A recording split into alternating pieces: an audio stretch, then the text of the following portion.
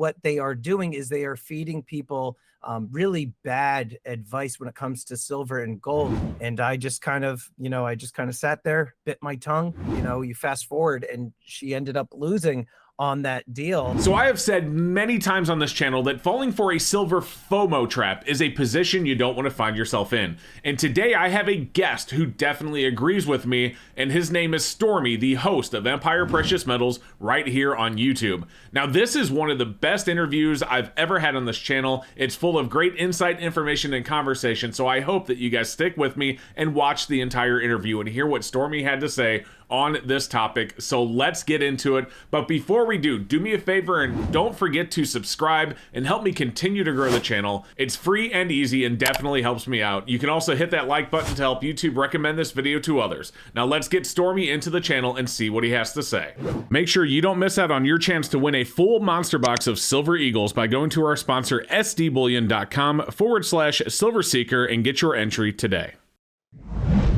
All right, so welcome back to Silver Seeker, and today we are joined by Stormy from Empire Precious Metals. He is a YouTuber who got into precious metals on YouTube, what, just a couple of years ago, is that right? It's actually, believe it or not, we're looking at like 4.5 years now. Wow, time flies. Well, it is definitely a pleasure to have you on, someone who I've wanted to have on the channel for a long time. How are you doing today, my friend? I'm doing okay, a little tired. Had the Dave Matthews concert last night, and today it's cloudy and raining, so I'm kind of feeling it. But other than that, I'm good. How about yourself? Oh, I'm doing well. Again, a pleasure to have you. You know what we're going to talk about already, but the viewers don't. Listen, I saw a video of yours a couple of months ago talking about not buying into the hype of silver. People saying, silver now or die because you're not going to have any money. Yeah. And every time you see any sort of financial crisis, you always hear people say things like that. And I think it's really dangerous, for one, because it convinces people to put themselves into a bad financial position, which is something I always talk about not doing. But two, it also is disingenuous to this stacking community, because once people really buy in to silver because they think everything's going to go to heck, and then 3 months later, like for example, back in March, now we're in July, 4 months later, right, everything's calmed down and everything's cheaper. It makes them wonder why they even got into it in the first place, and they're stacking for the wrong reasons. So I've been talking a lot. I want to let you kind of dig into that and tell me what your thoughts are around that, stacking responsibly and all that. Yeah, no, I mean, when you reached out to me because you had seen that video, and I remember one of the comments you had made, you said, what actually got your attention is that I was a little bit more vocal and almost like in a confrontational manner with the people that put out that kind of message. And you had said that you would have had a more of a subdued type of approach when it came to getting out that message, but essentially that you and I are aligned on this topic. And this is something that has kind of bothered me, I would say, for the last few years that I've been on YouTube, is that some of the channels that actually put out content using the fear to really kind of drive the views on their channel. I mean, essentially, that's all it kind of comes down to. But what they are doing is they are feeding people really bad advice when it comes to silver and gold. In particular, the whole fear of missing out. They know that that is kind of what people are fearful of. They know that that is why people are tuning in and consuming information on silver and gold, and they're kind of playing on those fears. And I'll go back to a couple of years ago. Man, I want to say it was either 2 or 3 years ago. Remember the whole thing that was going on with that whole silver squeeze business? That was something that I and a few other people, I don't recall where you stood on this, but I would imagine you were probably aligned, said that this silver squeeze idea is a terrible thing. People going out, cashing out, loans and everything like that, taking out loans. I know of people that went into my local coin shop. I was actually there for this, and I didn't say anything because it's not my business. But I saw some people coming in, taking gold coins, stacks of gold coins, and then trading them in for silver. And they were saying that silver is going to shoot up. It's the silver squeeze and everything. Never happened. And I just kind of, sat there, bit my tongue, and I didn't say anything. And I remember they were trying to do this like a second time, like a silver squeeze 2.0. I would think, what do they call it? Like May Day or May. They were doing something with like Star Wars, almost like a May the 4th, or I forget what it was, but they were trying to do another type of silver squeeze thing. And And the one thing that I've always said, and I know that you kind of say the same thing, is that it's almost like one of these things. It's a long-term type of play. You got to stack silver and gold gradually, continuously over a long period of time. Because like you just said a moment ago, if you rush out and you buy in one of these fear of missing out scenarios, you're going to end up underwater. You're going to buy at a high, and then the prices are going to crash, and you're going to be sitting there thinking, oh crap, I just really screwed myself. Yeah, you're right. And so just full disclosure, when the silver squeeze first started, like I'm talking the first month, I'm not going to lie, I was even drawn in a little bit. You know, they were talking about, well, listen, so hear me out. I in my head, the concept was great because if you were on the if you were on the it's the Wall Street and all that stuff, the Wall Street Silver, like if you were on the Wall Street Silver Reddit, there were people talking about getting billboards to get people more interested in silver and bring awareness and all that. I'm like, oh, this is great. They're going to do billboards to get people aware of silver. This is awesome. But what happened was, within just the first few weeks up to that first month, it was by the first month being over, then I'm like, wait, this is not going the way that I thought it was going to go. I saw people, there was this one, and keep in mind when I say the channel name, this guy is not one of the fearmongers. Salivate Metal, great channel, gives a lot of insight to, silver stacking and just keeping you up on the news and what's going on. But he is absolutely not one of the fearmongers. But he was talking about silver and the silver squeeze on his channel, and I saw a comment, and that just blew my mind, Stormy. And I don't know if I've told you this. I've said it on the channel before. He literally, the guy said that he took out, and I don't know if he's being honest even, maybe he's just full of it, but he literally said he took out a second mortgage on his house and put it all into silver. To be honest with you, I wouldn't be surprised. Think about the number of people that watch silver and gold stacking channels and everything, and there very well could be some individuals that consume enough of the talking heads on YouTube, enough of their content to say, you know what, this is going to be a good thing, and they kind of view this almost like a lottery ticket, right? Yeah, this is going to be the next big thing that's going to turn their life around, and they're going to make millions of dollars. Yeah, the next Bitcoin or the next AMC or the next GameStop. Yeah. Yes. I just, silver's not that.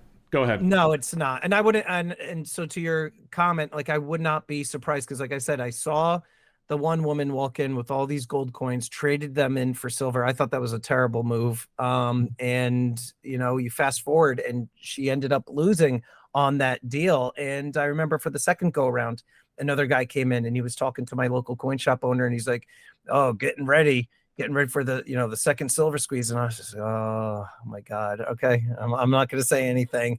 But I think in theory what a lot of people were trying to do is drum up enough people on Main Street, enough money from like the little guy to try to buy silver and push the price up and bust the COMEX and all that stuff. But what a lot of people don't realize is there's so much more at play.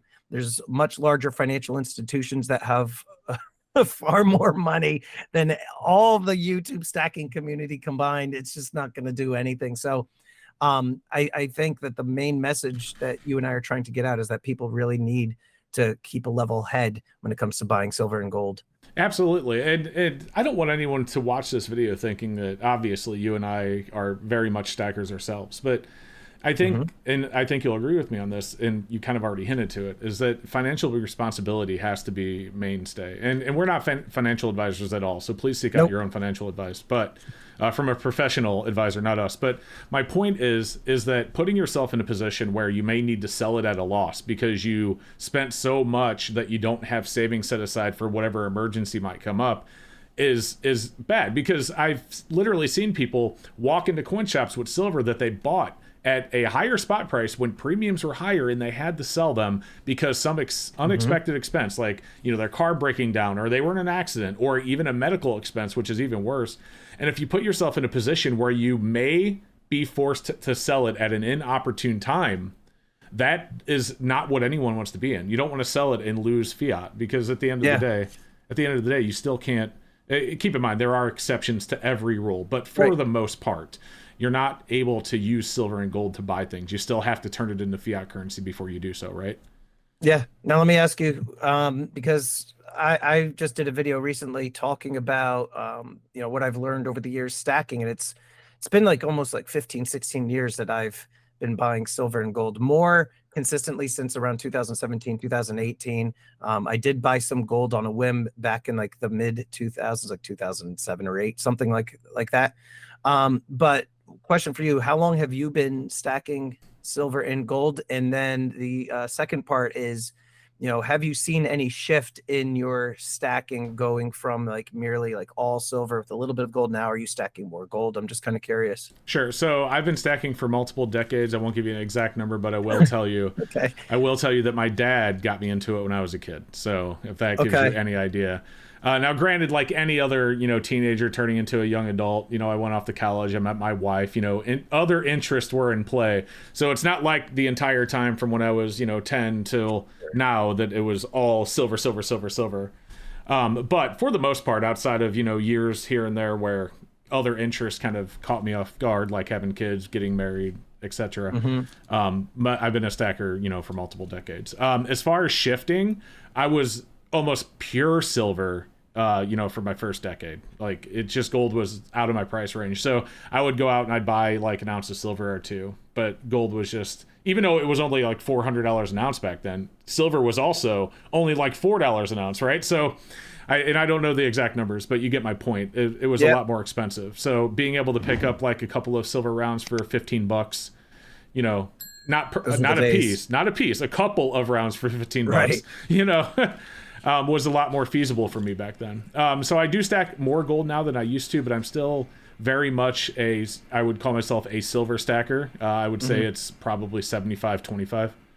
Okay. And do you see an end game or an end goal for a particular quantity, whether it be a monetary amount or just, pure ounces? Are you like, okay, once I hit 10,000 ounces of silver, you may very well be at 10,000 ounces of silver. I don't know. But do you have any sort of like time as to where you're going to like, okay, I'm done. I'm stopping stacking, or is it just something you're going to do, you think? Literally, no. So my goal is to continue to put it aside and never need it. And then when I die, my kids can fight it out. Okay. It's an octagon. Yeah, and so it's there. Like, I look at silver as like an insurance. If we ever do hit the situation, which the fear mongers, like end of the world, if we ever do get into that scenario where the dollar does crash, I'm ready. But at the end of the day, like I talk about this all the time, I make sure that I have 6 to 12 months of expenses put aside in cash, plus extra cash for emergencies, and no debt. Well, outside of a home loan, low interest home loans, but no credit card debt, no unsecured debt that they're charging you 20% on or whatever. Or even today with interest rates being like where they are, it just no high interest debt. Like as long as that's out of the way, and then I have all my emergency money put aside, then I'd like to put some extra money into silver. But I think it's very important to make sure that cash is available for those emergencies like I talked about earlier. Now, this is another good thing, too. Another quick segue before we wrap up. When we're talking about the fear of missing out, specifically as it related to the whole silver squeeze stuff that a lot of the channels are saying, if you don't go out now and buy silver, you're going to miss out. But like you just talked about, like an SHTF scenario, if the economy collapses, the dollar collapses. I'm just kind of curious as to where you stand on that topic. Me personally, like you said, I'm glad I've got it. God forbid if something were ever to happen, I've got silver and gold to help me financially and my family.